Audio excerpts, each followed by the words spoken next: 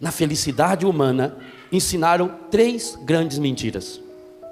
E nós vivemos a vida inteira obedecendo essas 3 grandes mentiras. Primeira mentira que nos ensinaram: eu vou ser feliz quando eu conseguir adquirir aquilo que ainda não tenho. Essa é a primeira mentira. Segunda mentira que nos ensinaram, e que nós obedecemos cegamente. A primeira é: eu preciso ter alguma coisa que eu não tenho. Se eu não tenho, não sou feliz. Segunda coisa: eu preciso manter o que eu tenho. Se a primeira palavra forte é ter, a segunda palavra forte é manter.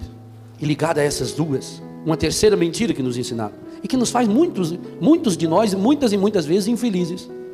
Eu preciso ter o que eu não tenho, eu preciso manter o que eu tenho, e eu preciso evitar o que eu não quero ter. E quantos passamos a vida inteira evitando? Porque aí vem o medo. Já pensou se eu perder minha saúde? Ah, não, minha saúde é coisa... Oh, meu Deus, tira tudo, menos a minha saúde. É essa que vai tirar. Salmo 1. Mais fácil que tem de achar. Não tem diferença de número, não tem nada. É o único salmo que você pode falar com a boca fechada. Salmo 1. Achou? Feliz o homem, a mulher, a pessoa que não procede conforme o conselho dos ímpios, não trilha o caminho dos pecadores. Repita para a pessoa que está do seu lado: feliz a pessoa que não procede conforme o conselho dos ímpios, não trilha o caminho dos pecadores, nem se assenta entre os escarnecedores. Feliz aquele que se compraz no serviço do Senhor e medita sua lei dia e noite. Ele é como a árvore plantada na margem das águas correntes, dá fruto na época própria, sua folhagem não murchará jamais. Tudo o que empreende prospera. Os ímpios não são assim, mas são como a palha que o vento leva. Por isso não suportarão o juízo, nem permanecerão os pecadores na assembleia dos justos. Por quê? O Senhor vela pelo caminho dos justos, ao passo que o caminho dos ímpios leva à perdição. Palavra do Senhor. Pode aplaudir a palavra.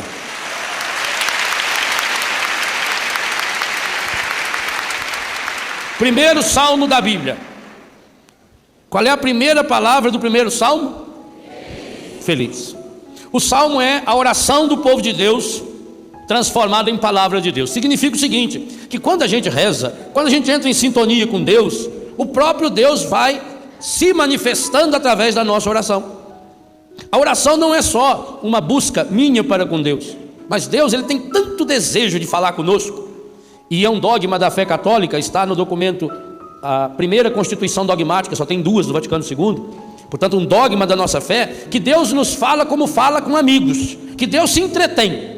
Deus não gosta de conversa muito séria, Deus quer se entreter conosco. Então, na medida em que a gente se abre para estar em comunhão com Deus pela oração, Deus também vai nos falando. Os salmos é essa certeza, são 150 salmos.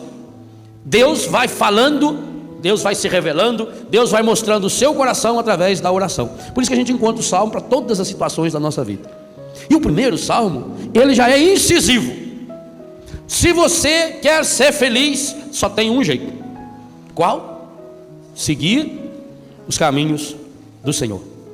E eu gostei muito do tema e do lema que a Canção Nova está adotando para esse acampamento, e com certeza que vai iluminar o ano de 2003. Canção Nova, nos caminhos do Senhor. Ora, se a Canção Nova quer viver nos caminhos do Senhor, se mantiver nos caminhos do Senhor, vai conseguir de fato ser uma canção nova. Porque quando se afastar dos caminhos do Senhor, vai se tornar uma música velha e envelhecedora. Para ser nova, tem que se manter nos caminhos do Senhor. E veio a profecia de Isaías confirmando, capítulo 30, versículo 21. Andai aqui, esse é o caminho. Ou seja, se eu quero ser feliz, não existe outro caminho. Mais ainda, se você observar, 10% dos salmos pelo menos reza pedindo: mostrai-me, Senhor, qual é o caminho que eu devo seguir. Por exemplo, Salmo 142:8: mostrai-me, Senhor, o caminho que devo seguir, pois para vós se eleva a minha alma. Salmo 80, Salmo 24, Salmo 5, Salmo 15, e assim tem um monte. O Salmo 22: o Senhor me conduz pelos caminhos firmes, pelos caminhos seguros. Esse grande pedido que o povo de Deus fazia, ele o fazia porque tinha uma visão muito bonita da palavra caminho. Caminho não era só aquela trilha por onde se anda. Na Bíblia, caminho é o conjunto de normas, de leis, de mandamentos. É a palavra de Deus que indica para nós a felicidade plena. Por isso que o Salmo 127 vai dizer: feliz se temes o Senhor e andas em seus caminhos. Não tem outro jeito. Então eu preciso estar muito consciente de uma coisa: eu quero de fato ser feliz. Qual é o caminho para ser feliz? O caminho para ser feliz tem nome. João 14, versículo 6: eu sou o caminho. Por que Jesus falou eu sou o caminho? Porque não tem dois. O é artigo definido masculino singular. Você pode conferir isso, Ricardo, na palavra cruzada. Quando vem assim, artigo definido masculino singular, o. Então, não tem outro. Jesus diz eu sou o. Ele não falou assim: eu vou mostrar o melhor caminho. Essa lorota que o encardido diz assim: todos os caminhos levam para Deus. Mentira. Todas as religiões são boas. Mentira. Se não segue Jesus é mentira, é lorota. Jesus foi capaz de morrer na cruz para nos mostrar o caminho. Você acha que se tivesse dois, ele não teria mostrado? Teria. Mas ele disse que existe um. Não tem um melhor, tem um único. E que esse caminho não é fácil. Entrar pela porta estreita. O caminho é difícil. Jesus não está nos oferecendo uma estrada larga, como lembra esse Salmo 1. Jesus está nos mostrando que é um caminho difícil, um caminho que vai passar pela cruz. E para nós tem que ter uma certeza absoluta: ou nós adotamos e seguimos Jesus como caminho, ou não seremos felizes. Mas eu quero ser feliz. Então qual será o caminho da felicidade? Sabe por que a grande maioria das pessoas não são felizes? Porque nos ensinaram 3 coisas erradas sobre o caminho para a felicidade. E nós passamos a vida inteirinha obedecendo o encardido, o maior professor que a gente obedece. Vivemos a vida inteira lutando para manter essas 3 doutrinas encardidas. Aliás, esse elemento está se preparando para levar uma paulada. Ele está rondando aqui desde quinta-feira. Quinta-feira o Padre João já deu uma burdoada nele aqui. Aqui sim. Ele vai levar. Vai preparando, vai preparando. Nós vamos sapatear na cabeça dele, né?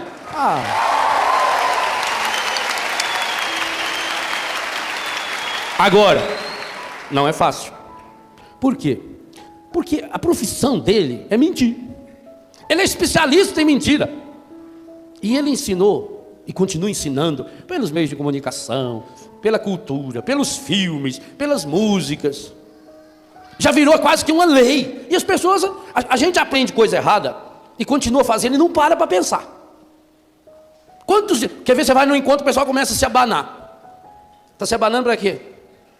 Para refrescar. Acontece que calor é movimento. Quanto mais eu abano, mais eu esquento. A medicina diz que o sangue corre dentro do nosso corpo uma distância. Se fosse enfileirar veias, artérias, capilares, daria mais ou menos 94 mil quilômetros. Sabe o que é isso? É em 94 vezes daqui na minha casa voltar. 94 mil quilômetros. Sabe quanto tempo que o coração leva para jogar o sangue e percorrer 94 mil quilômetros? 1 minuto. Isso daria uma velocidade de mais ou menos 5.640.000 quilômetros por hora. Que máquina faz isso? Então, na hora que eu começo a agitar o meu braço aqui, esquentou o sangue ali. Ele ferve ali. Em 1 minuto ele passa aquele sangue quente pro corpo inteiro. Você começa a banar. Arruma um para banar para você. Senão não vai adiantar nada. É o tipo da coisa que não adianta economizar. Então a gente aprende uma coisa errada e passa a vida inteira fazendo errado. Quer ver uma palavra errada? Outro dia eu escutei um político falando na televisão. Porque nós não podemos denegrir a imagem de ninguém. Denegrir é tratar o sujeito como se ele fosse negro. Olha que ofensa. É mais coisa que judiar. Judiar é tratar a pessoa como se ela fosse judeu. Denegrir é tratar mal a pessoa como se ela fosse um negro. Quer dizer, embutido na palavra está que eu posso tratar negro mal. E eu vejo negro falando a palavra denegrir. Ô, negada, faça favor, vocês não vão denegrir vocês mesmos, ora bola. A gente não pensa. Assim, na vida espiritual, ensina uma monteira de bobagem pra gente. E a gente continua fazendo. Na felicidade humana, ensinaram 3 grandes mentiras. E nós vivemos a vida inteira obedecendo essas 3 grandes mentiras. Primeira mentira que nos ensinaram: eu vou ser feliz quando eu conseguir adquirir aquilo que ainda não tenho. Essa é a primeira mentira. Então a pessoa passa a vida inteira: eu tenho que conseguir aquilo.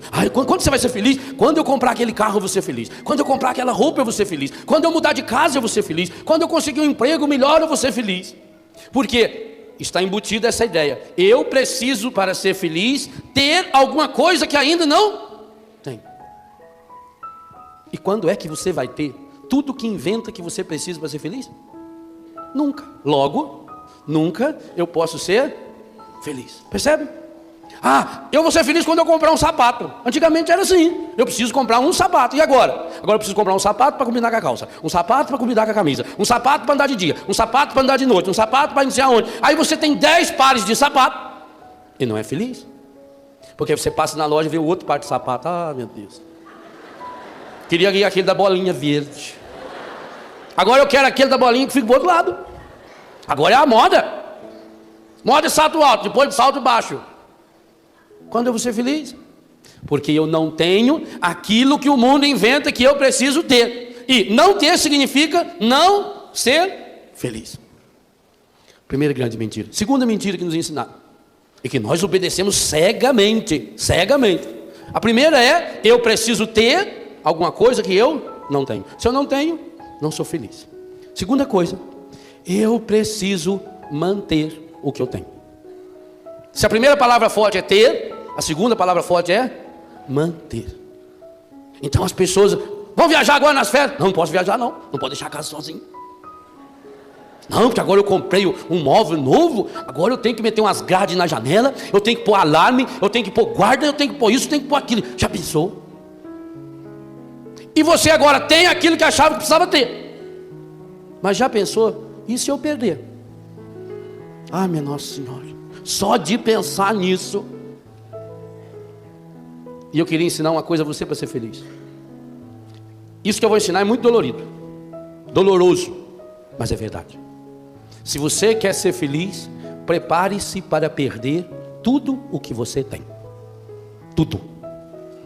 É fácil? Eu estou falando também daquele seu filho que você ama tanto. Vai perdê-lo. Viu? Olha lá, quase morreu ali já. Eu estou falando da sua mãe, do seu pai. Eu estou falando da sua saúde, da sua honra, dos amigos. É duro, mas Jesus que ensinou isso. Ele perdeu tudo, até a sua dignidade divina. Filipenses 2. Não se apegou à sua condição divina, despojou-se, perdeu tudo. Jesus Cristo na cruz não tinha beleza, não tinha honra, não tinha dignidade humana. Maldito aquele que é preso no madeiro. É o caminho. Ele falou: eu sou o caminho. Por isso que o final da vida dele chama via sacra, caminho sagrado, estrada sagrada. Se você quer de fato encontrar esse caminho, você tem que preparar-se para perder. Por quê? Porque aquilo que mais faz doer no nosso coração chama-se apego. Eu me apego nas coisas. Porque, veja, olha a pedagogia do encadito. Se eu vou ser feliz quando eu tiver aquilo que eu não tenho, quando eu tiver eu me apego. E aí, como a minha felicidade está naquilo que eu tenho, eu vivo nessa angústia. Essas duas primeiras verdades falsas que nos ensinaram. Eu vou ser feliz quando eu tiver alguma coisa. Agora eu não posso perder o que eu tenho. E ligada a essas duas, uma terceira mentira que nos ensinaram. E que nos faz muitos de nós, e muitas vezes, infelizes. Eu preciso ter o que eu não tenho. Eu preciso manter o que eu tenho. E eu preciso evitar o que eu não quero ter. E quantos passamos a vida inteira evitando? Porque aí vem o medo. Já pensou se eu perder minha saúde? Ah, não, minha saúde é coisa... Oh, meu Deus, tira tudo, menos a minha saúde. É essa que vai tirar. Olha o Jó. E ainda com um detalhe que o livro de Jó ensina. Sempre sobra uma anta para vir dar notícia ruim. Já percebeu no livro de Jó? Ó, sou Jó, eu estava lá, Jó. Ali, tem uma desgraça lá, morreu os seus filhos, tudo só sobra eu para contar para o Senhor. Nem bem tinha acabado de falar, o outro chega lá, tudo esgualepados, sou Jó, eu estava lá, sou Jó. Veio uma dessa, matou as vacas, matou o boi, só sobra eu. Ah, louco. Desde aquele tempo já seleciona a turminha. Será que você não é um daqueles também que sobra, dá notícia ruim? Deus tô livre, corre no pé. Não, eu não posso perder, meu Deus. Ah, minha Nossa Senhora, se eu perder minha saúde. Ah, se eu perder meu emprego. Ah, se... E a terceira coisa, não posso ter aquilo que eu não quero ter. Não quero ter doença. Não quero ter isso, não quero ter aquilo. E vive a vida inteira. E o resumo dessas 3 aulas da infelicidade chama-se apego. Então, primeiro nós nos apegamos nas pessoas. Nós não amamos as pessoas. Nós nos apegamos às pessoas. A diferença entre amar e apegar, meu Deus, ela é quilométrica. Jesus amou todas as pessoas, não se apegou a ninguém, nem ao Pai ele se apegou. Tanto que largou o Pai no céu e veio para cá. Não se apegou à mãe dele. Minha mãe e meus irmãos são aqueles que ouvem a palavra de Deus e põem em prática. E quando falou isso, ele estava elogiando Nossa Senhora. Porque a Bíblia antes disso já diz que Maria ouvia e guardava tudo no seu coração. Isabel já tinha dito, você é bem-aventurado, você é feliz porque você acreditou. Ele usou de uma coisa que falavam da mãe para falar da mãe para os outros. Ele não se apegou. Ele não se apegava a ninguém. Jesus não se apegava nem a aplauso e nem a crítica. Há 2 situações que a Bíblia conta que ele desapareceu no meio do povo. Uma, quando eles queriam jogar pedra nele. Queria jogar pedra nele e falar, aqui para vocês vai jogar pedra em mim. Fugiu, não é bobo? E outra é quando queriam fazê-lo rei. Mesma coisa, quer fazer eu de rei? Tá louco? Ó. Então, joga pedra ou elogia, tô fora. Não me apego. Como a gente é infeliz porque a gente se apega. A gente se apega em coisinha pequenininha. Sei que você está triste. Ah, eu perdi o canivetinho. O canivetinho foi do meu avô. Joga essa merda fora. Você é livre. Você é livre. Sabe de onde veio a expressão que ficar de saco cheio? Que antigamente ganhava, os soldados iam para o interiorzão para fazer treinamento, eles ganhavam aqueles sacos. Aqueles sacos servia para pôr a roupa dentro. Chegava de noite que ele servia para dormir. Daí que veio também a expressão puxa-saco. Puxa-saco era o soldado que pegava o saco, a sacola do seu chefe e levava para ele. É o único sentido dessa expressão. Então, de estar de saco cheio era isso. Eles enchendo tudo que achava, ele punha dentro do saco. Pedaço de pau, punha lá dentro. Não, eu vou precisar disso aqui. Achava um pedaço de ferro, punha lá dentro. Um pedaço de elefante morto, punha lá dentro. Que eu vou precisar. E vai juntando coisa. Então, quando vai andando, subindo o morro, o peso, o saco vai enchendo, aquele peso medonho. Joga fora. Não, mas vai que eu vou precisar. Ah, não, eu preciso. Tem isso aí. Nossa, eu tenho desde que eu era pequenininho.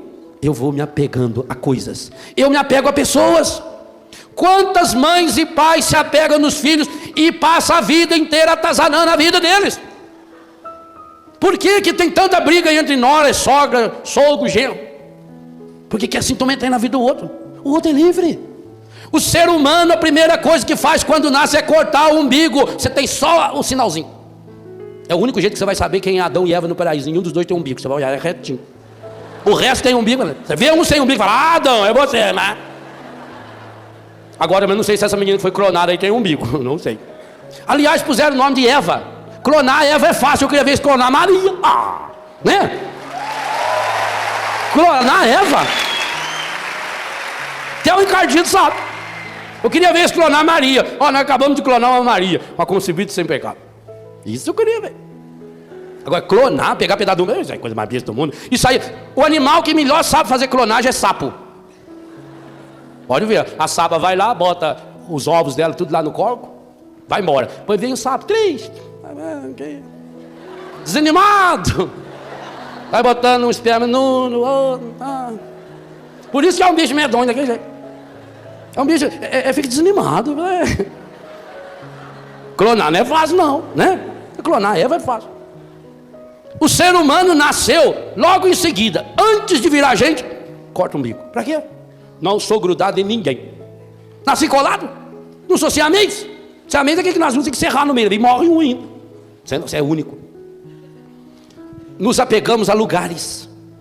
Porque eu nasci ali, meu pai, aquele terreno era nosso. Por que dá tanta guerra no mundo, gente? Porque cada um fala, é meu, é meu, é meu. Se o ser humano tivesse nascido para viver sempre no mesmo lugar, ele tinha raiz. Eu não sou árvore. Você é gente.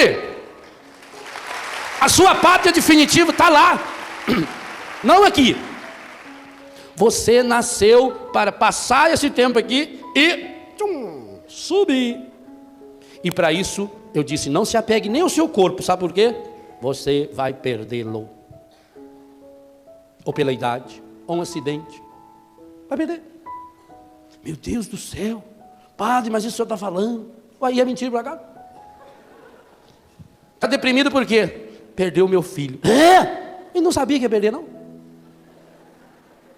Fica deprimido de ontem que é. Vai perder. Você gosta muito do seu filho? Vai perdê-lo. Seu marido? Alguns falam, graças a Deus. É o alívio saber, padre. Vai. Fique tranquila. Vai perdê-lo. Mais dia, menos dia. Tem gente. A pessoa dorme quando acorda, está morta. Você não vai ficar para semente. Sabe aquela casa bonita que você tem? Vai perder. A sua casa vai ser um caixãozinho assim de madeira. E outra, se passar de 24 horas, ninguém chega perto de você, tanto que vai feder. Vai perder. Tudo você vai perder. Tudo. Só não perdemos aquilo que nós enxertamos pelo sangue de Jesus. Aí não perde. Então não perde pessoas. Por exemplo, Jesus disse para os apóstolos, se você largar tudo que você tem para andar no meu caminho, você vai ganhar 100 vezes mais. A lógica de Deus é espetacular. Eu perdi família, entre aspas. Perdi a possibilidade de ter uma esposa e de ter aí uma meia dúzia, quem sabe uns 12, 13 barrigudinhos lá no Biguá. Que lá é a nossa média, lá é mais ou menos essa. 12, 14, 18, 21, Vai lá no Cuiú, é 23. Pedro Arthur, 21, é assim. Lá em casa, mamãe teve pouco, teve 12. Então, quem sabe eu ia ter uns 12, ou 13, ou 14, não sei. Na roça é bom, mas quanto mais melhor, porque mais filho é 2 braços a mais para trabalhar na roça. Na cidade não, é uma boca a mais para comer, é uma escola a mais. Filho na cidade dá muito prejuízo, mas lá no Biguá, pode ter uma porção. É bom, né? É bom, é bonito. Então uma casinha velha lá, 2 quartos, sala, cozinha, joga uns colchão de paia pro meio do chão lá assim. Chegava dia de sábado, ia lá, mexia com as paias, ficava aquele colchãozão. Ser pobre era bom, que deitava os irmãos um grudadinho no outro, esquentava, né? Tudo é bom. Eu ia ter uns 12, e hoje? Só lá em casa tem 100 e pouco. Percebe a lógica de Deus? Se eu perco, para Deus eu ganho. Agora, se eu ganho para o mundo, eu vou perder. Que lógica! Mas Jesus falou, aquele que quiser, abre a sua Bíblia aí em Mateus 10, 37 ou 39, acho que é 37, ou 39, um dos dois, então já aproveito e lê os dois. Mateus, capítulo 10, 39. Aquele que tentar salvar a sua vida, perdê-la. Aquele que a perder por minha causa, encontrá-la. Aquele que tentar salvar a sua vida, perdê-la. Que lógica é essa de Jesus? Aquele que a perder por minha causa, encontrá-la. Volta 2 ou 3 páginas. Mateus 7. Versículo 13. Entrai pela porta estreita, porque larga é a porta e espaçoso o caminho que conduzem à perdição. Coisa mais fácil que tem no mundo é ir para o inferno. E numerosos são os que por aí entram. Estreita, porém, é a porta, e apertado o caminho da vida, e raros são os que o encontram. Se a Canção Nova está se propondo a perseverar 2003, andando nos caminhos de Jesus, Jesus está dizendo, não vai ser fácil. É apertado. Quem que gosta de aperto? Quem quer viver no aperto? O que eu preciso perder para andar nesse caminho? Padre, mas eu não estou entendendo. Se eu não posso se apegar à minha mãe, se eu não posso se apegar ao meu filho, então eu não vou amá-lo? É o contrário. Duas palavras que jamais podem caminhar juntas: amor e apego. É a outra coisa errada que nos ensinaram. Nos ensinaram que amar é se apegar. É errado. Diante de uma pessoa que você ama, você tem que escolher: ou eu amo essa pessoa, ou eu me apego a ela. Com uma certeza, no momento em que eu me apegar a essa pessoa, eu comecei a deixar de amá-la. Ah, padre, mas eu dependo dessa pessoa. Dependência eu entendo. Dependência é doença. Tanto faz se eu dependo da maconha, se eu dependo da cocaína, se eu dependo de uma pessoa. Eu me lembro uma vez no colégio que eu era diretor, um aluno chorando, desesperado. E o que foi, minha filha? Perdi meu namorado. Falei, que beleza. Falei, credo, pai, eu não consigo viver sem ele. Falei, consegue sim, eu não tenho ele vivo. Isso aí ensinaram errado para você.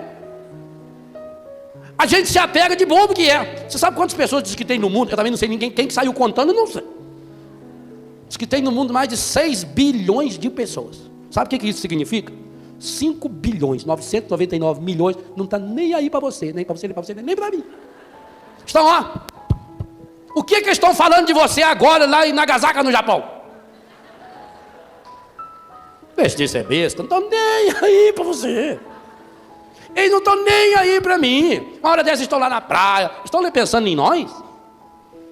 Mas tem um Deus que pensa em mim dia e noite, noite e dia. E não só pensa, mas é um Deus que não se apega a mim, porque me ama. Nós nos apegamos às ideias que o mundo faz da felicidade.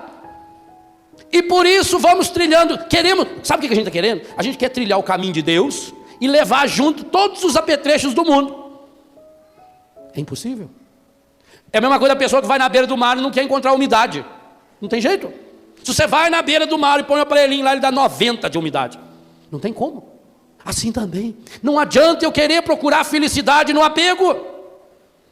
Se eu confundo amor com apego, eu nunca vou ser feliz, porque eu vou viver emuletado. Eu dependo da pessoa aqui, e aí vem as concessões. Não, eu preciso. Aí vira uma chantagem política. Vive os jogos políticos que se faz por aí, né? Na campanha política, um descia a lenha do outro. Agora eles são colegas, agora eu dou um ministério para ele, nossa, ele vai chamar eu de doutor. Deixa de ser besta. Nós não nascemos para viver nessas concessões. Ah, eu preciso de amigo. Bem, então se eu preciso de amigo, eu tenho que pôr uma fantasia para a pessoa. Ah, porque ela gosta de mim desse jeito. Gente, vou falar uma coisa para vocês que pode doer um pouquinho. A maior parte das pessoas não gosta da gente. Eles gostam da imagem que tem da gente. A imagem que a pessoa tem. Ela olha para você, ela capta uma imagem e ela passa a gostar dessa imagem. Então eu passo a minha vida inteirinha tentando manter a imagem para que as pessoas gostem de mim. Ah, vá tudo pro meio do tacho. Na hora da sua dor você estará sozinho. Ninguém, a não ser Ele que assumiu sobre si as nossas enfermidades, ninguém estará com você na hora da sua dor. O mundo está vivendo, e o Brasil está refletindo isso, um sinal muito evidente das desgraças que circundam a vida das pessoas que pensam que apego é amor e que busca a felicidade das coisas.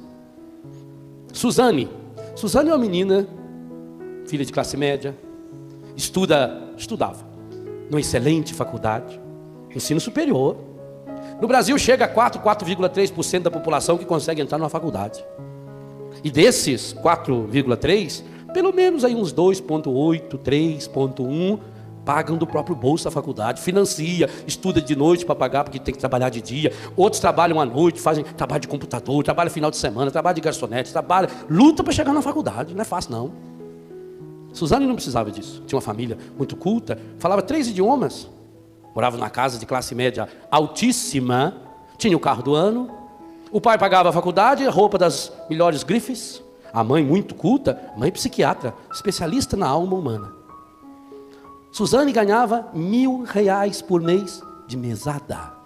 R$1.000 por mês. A maior parte dos trabalhadores desse país não ganha isso como pai de família. Acontece que Suzane queria ser muito feliz e ela encontrou o amor, um menino fabuloso, maravilhoso.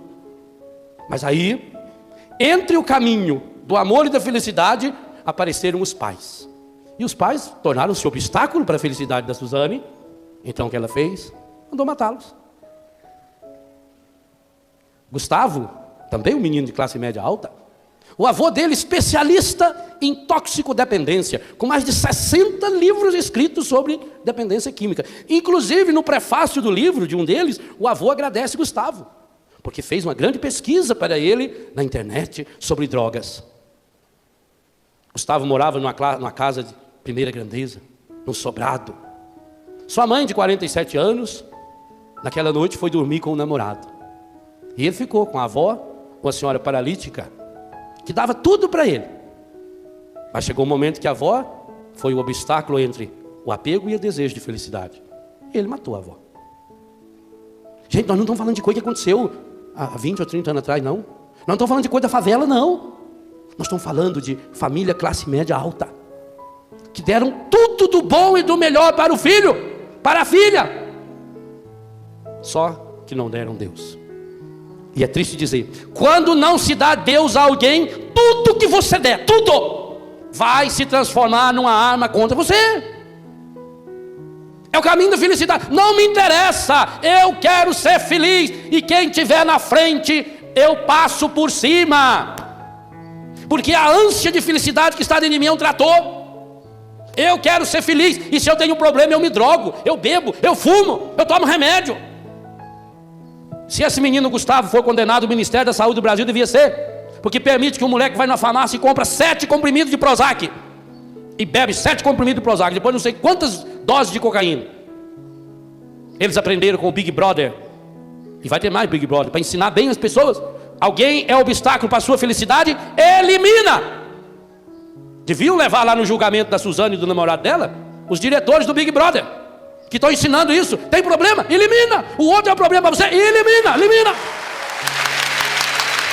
Se por acaso for a sua mãe ou seu pai, elimina com mais cuidado. Mas elimina.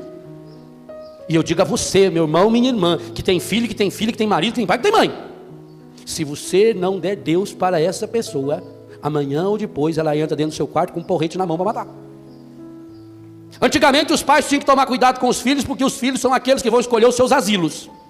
Hoje o filho escolhe a data do sepultamento do pai também. É o reflexo de uma sociedade sem Deus. Ah, meu Deus do céu, por que que isso acontece? Ora, desde que Caim matou Abel, a gente já sabe a causa. Afastou-se de Deus. Apega-se nas coisas. Ah, eu quero ser feliz. Eu não tenho direito de ser feliz? Tenho. Eu não tenho direito de ser feliz? Chuta minha mulher, chuta meu marido, chuta meus filhos. Chuta. Eu nasci para ser feliz. E quando que eu vou ser feliz? Vou ser feliz quando eu tiver tudo que o mundo inventa que eu preciso para ser feliz. Então eu preciso. Eu estou trabalhando. Ô meu filho, eu estou trabalhando para você. Será que meu filho não entende que eu estou trabalhando para ele, para a felicidade dele? Tudo o que eu faço é para o meu filho, padre. Tudo que eu faço é para a minha filha. Eu trabalho feito um doido, porque eu quero dar um futuro. Que futuro? A cadeia? O cemitério? Nós cristãos precisamos ter a coragem de romper com tudo. Agora tem uma coisa. Dói. Sabe quando você corta o braço e põe um esparadrapo no pelinho e que tira? Nossa Senhora. Quer ver fazer minha barba como dói? Que ranha. Tirar um pelinho da gente dói. Tirar um espinho dói. Vai tirar um espinho de uma criança para ver como dói? Parece que a criança quer que o espinho fique dentro dela. Então também não é fácil, não. O caminho da felicidade, o caminho da cura, o caminho da libertação é doloroso. tirar pedaços. Mas enquanto eu não fizer isso, eu não serei feliz. Se a felicidade é fruto da certeza de um amor, como é que eu sei que as pessoas me amam, se eu sei que as pessoas amam única e exclusivamente a imagem que elas têm de mim? Por que o mundo se preocupa tanto com a imagem? Por que hoje as pessoas pagam? Eu contei para o Padre Jonas hoje, teve uma profissional que me procurou em São Paulo. Ela deve me conhecer muito bem.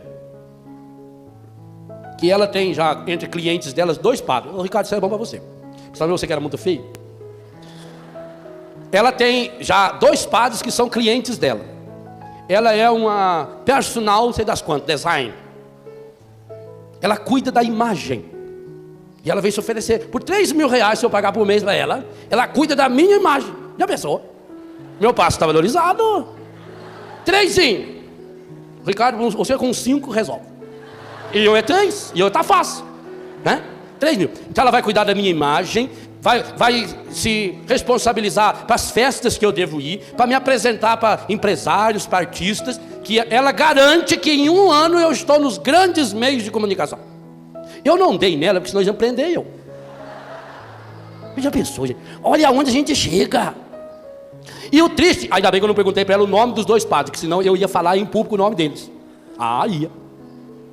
Ou, se fosse os 2 padres aí estiver me ouvindo, deixem de ser anta, pelo amor de Deus. Deixem de ser anta. Pensa, aonde nós estamos chegando? Já tem gente responsável pela minha imagem. Não, aqui o senhor não deve ir, isso o senhor não deve falar, porque senão as pessoas não vão gostar de você. O senhor precisa cativar, precisa ter técnica de marketing para cativar as pessoas. E quanta gente está vivendo isso, gente? O tempo todo. Que máscara que eu vou? Que máscara que eu boto? Aí eu vou na casa de fulano. Não, lá eu tenho que botar essa máscara. Lá eu sou sério. Lá eu sou alegre. Lá eu sou triste. Lá eu... Meu Deus. Quer ser feliz? Vai doer um pouquinho. Tira todas as máscaras. Vai arrancando, você vai despedaçando. Se o sangue espalhar, não tem problema nenhum. Seca, facinho depois. Arranca. É isso que Jesus está dizendo, que não é fácil. Aquele que quiser salvar a sua vida, vai perdê-la. Padre, mas se eu vou perder meu pai, se eu vou perder minha mãe, se eu vou perder meus filhos, então eu não devo amá-los? Não, para você amar, é preciso que você se desapegue. O que é desapegar? O que é apegar? É grudar, é colar, é juntar, é viver nas aparências, é viver no exterior. Nós precisamos encontrar esse caminho. Gente, se Jesus diz, eu sou o caminho, por que Jesus nunca fez nenhuma concessão para ser amado? Nunca. Quando veio o jovem rico, e ele gostou daquele jovem, os evangelistas dizem que Jesus o amou. E era um jovem espetacular, um jovem que cumpria todos os mandamentos desde criança. Mas quando Jesus disse para ele, então deu um passo a mais. Você precisa se desapegar das coisas que você tem. Se você já vive os mandamentos, todos os 10, e Jesus não disse que ele estava mentindo. Jesus não questionou, será que você vive? Não, ele falou a verdade. Jesus então disse, vende tudo, dá aos pobres e vem me seguir. E os evangelistas dizem que esse moço foi embora triste, porque ele tinha muitos bens. Meu irmão, minha irmã, enquanto a gente não achar a pérola preciosa, o tesouro escondido, nós vamos viver nos apegando às coisas e às pessoas. Vamos viver emuletados. E vamos viver infelizes. Por isso que aquele homem que achou a pérola preciosa vendeu tudo. Pedro vai dizer, eis que deixamos tudo. E o que significa deixar tudo? Primeira coisa, aquilo que não presta na minha vida, aquilo que eu já sei que é pecado, eu tenho que ter a coragem de cortar e jogar fora. É doloroso, mas não tem outro jeito. Vocês devem conhecer aquela planta hibisco. Lá no interior eles chamam de engraxateira, que a folhinha dela a gente pega, passa um sapato e engraxa o sapato. O hibisco é uma planta muito bonita. Então quando eu comecei a plantar hibisco na minha casa, um dia uma senhora falou para mim, padre, não adianta não. Isso aí é bonito, quando é novo, depois ele vai crescendo, essas folhas, porque o hibisco, ele tem aquelas folhas verdes com branca, com misturado, a pontinha assim meio avermelhada, ele é muito bonito, uma árvore ornamental mesmo, bonito, né? Com o tempo, ela vai ficando verde inteirinha. Aí eu fui estudar o hibisco e descobri que não, que de fato o verde é o dominante, que ela é uma planta enxertada. Então o que eu tenho que fazer? Quando começar a nascer um galinho verde inteiro, eu tenho que ir lá e arrancar aquele galho. tira ele. E hoje eu tenho um monte de hibisco na minha casa, e cada um mais lindo do que o outro, já tem 4, 5, 6 anos, e nenhum ficou verde. Por quê? Porque os meninos, cada vez que nasce, mesmo que seja um galho grande, e às vezes, gente, o galho verde inteiro, ele nasce mais rápido, porque o encadido tem pressa, até na natureza. Ele cresce no instantinho, da noite pro dia. Aí eu tenho que ir lá e quebrar, arrancar ele inteiro. O dia que você pode, ele fica feio, parece que está faltando um galho. Assim é na nossa vida. O pecado está tentando se enxertar na gente, ele vai grudando na gente. E o pecado, quando gruda por ele não solta. Ele gruda, mas fica ali firme. Você vai ter que ir arrancando, arrancando, arrancando. Às vezes é um processo doloroso, às vezes leva tempo. As situações tem que ser na hora. Eu tenho que arrancar na hora, cortar na hora. Aquilo que São Paulo falou lá para os Gálatas, quando ele estava, como é que tem que fazer a circuncisão? Tem que cortar a ponta, não tem que cortar, corta a pele. São Paulo falou, corta tudo. Alas abstinadas, na raiz. Acabou. Com situações na nossa vida, nós temos que fazer assim mesmo. Filipe, Senhor, mostra então o caminho. Jesus diz, mas eu sou o caminho. O caminho verdadeiro que leva à vida. Agora, você quer o caminho mentiroso da morte? Esse é largo, esse é espaçoso, imenso, bonito, florido. E é o que o mundo oferece para você. Eu não quero ter dor. Não quer ter dor? Não, eu preciso evitar a dor. Então eu já compro antecipadamente o remédio. Tem pessoa que vai no supermercado todo mês, compra o arroz, compra o feijão, compra a batata, e já passa no setor perfumaria, compra o sabonete, compra o shampoo e vai na farmácia. Hoje a maior parte dos supermercados tem farmácia dentro. E já compra o remédio que eu vou precisar para aquele mês. Antigamente dizia assim, é melhor prevenir que remediar. Agora nós estamos remediando para prevenir. Não, eu tenho que levar esse dor de cabeça, porque no dia 18 eu tenho dor de cabeça. Dia 22 eu vou ter dor nas pernas. Dia 25 eu vou ter hemorroida. Dia 29... Enfrenta a dor. E se a dor vier? Se a dor vier a gente grita, a gente chora, a gente esperneia, a gente berra e sai feito louco atrás. Mas eu comprar o remédio, eu já estou me preparando. O meu inconsciente já está dizendo, pode ficar doente, você já tem. Aí você fica sossegado, oh meu Deus, que beleza. Agora, graças a Deus, já posso ficar doente, que eu já tenho remédio. É igual o sujeito que viu uma casca de banana no chão, olhou e falou, oh meu Deus, outro tombo. Ora, você está vendo a casca de banana? Contorna, deixa de ser besta. Você nasceu para ser feliz. E qual é o único jeito de ser feliz? Seguindo os caminhos do Senhor.